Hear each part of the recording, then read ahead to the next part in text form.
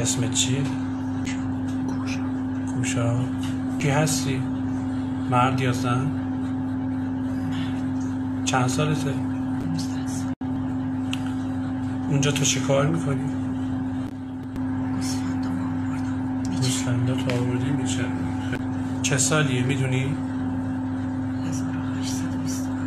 1827. روسیه. کدوم شهرش؟ دهکده. اسم روسی بلدی حرف بزنی؟ بندتر.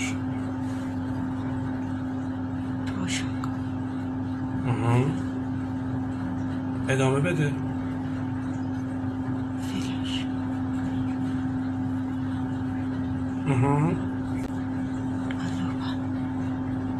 به فارسی چی میشه؟ گوسفندای رئیس دل. هرچی میبینی به من بگو. داریم دزدی میکنیم. تو کی هستی؟ فرمانده کشتی. اسمت چیه؟ فرمانده سامان. فرمانده سامان. سلام. اهل کجا هستی؟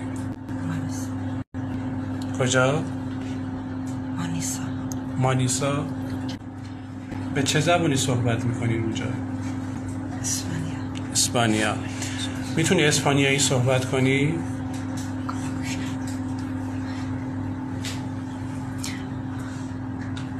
چی داری میگی؟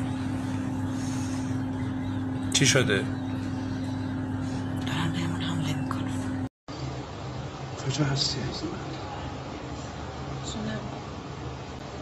اسمت چیه؟ Pardon? Gerard. Tu as perdu ton diplôme? فرانسه بودی؟ نه. کجا بودی؟ بلژیک بودی؟ اسمت چیه؟ تیلا؟ تینا. چه زبانی حرف بزنم؟ جود. فرانسه هست؟ نمی‌فهمم یعنی چی.